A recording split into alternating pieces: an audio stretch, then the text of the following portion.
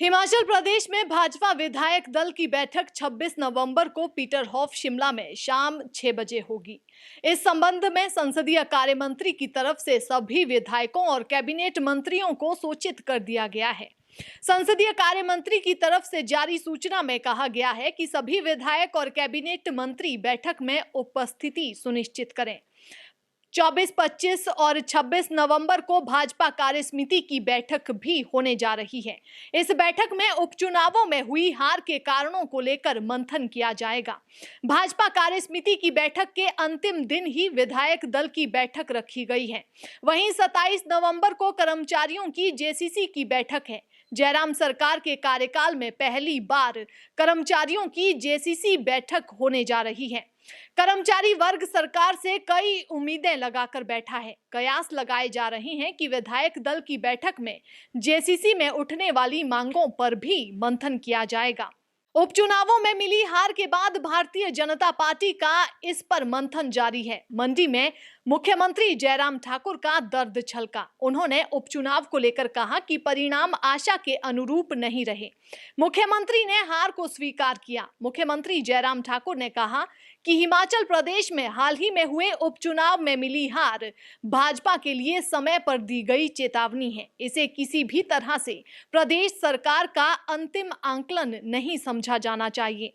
उन्होंने कहा कि पार्टी की इन उपचुनावों में हार के पीछे कई कारण रहे हैं जिनकी समीक्षा की आवश्यकता है, लेकिन अति आत्मविश्वास प्रमुख कारण रहा है जिसकी वजह से पार्टी को इन उपचुनावों में कीमत चुकानी पड़ी है।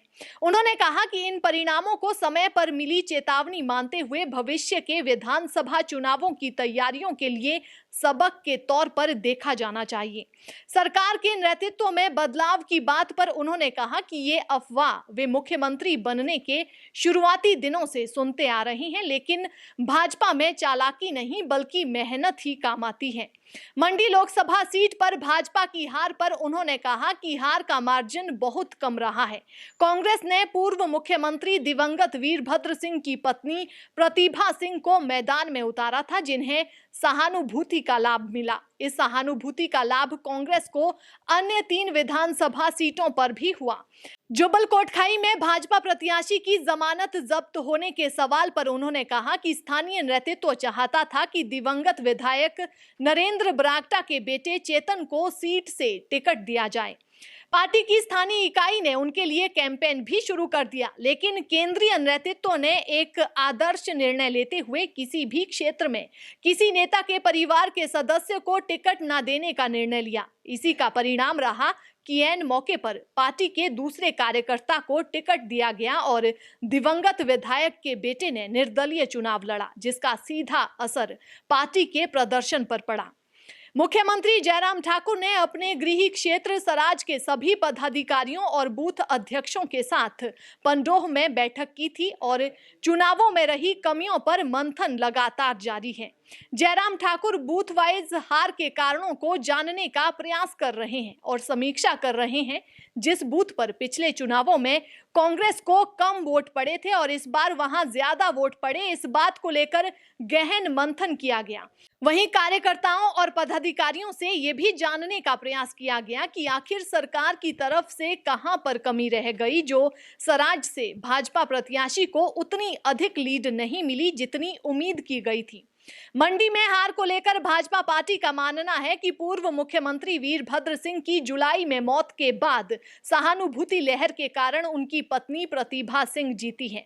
इन तमाम कारकों के साथ ही देश में बढ़ती महंगाई दर को भी हार की मुख्य वजहों में गिना जा रहा है।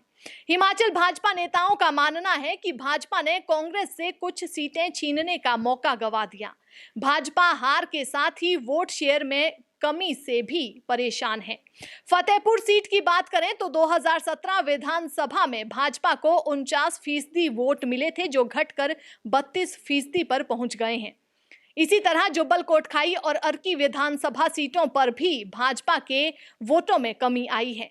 मंडी लोकसभा सीट की बात करें तो भाजपा का वोट शेयर 69% से घटकर 48% पर पहुंच गया है। हिमाचल भाजपा के नेताओं के अनुसार करारी हार का सबसे प्रमुख कारण टिकटों के वितरण में आलाकमान द्वारा लिया गया एक तरफा फैसला था। हिमाचल भाजपा हार के कारणों की समीक्षा करने की प्रक्रिया में है।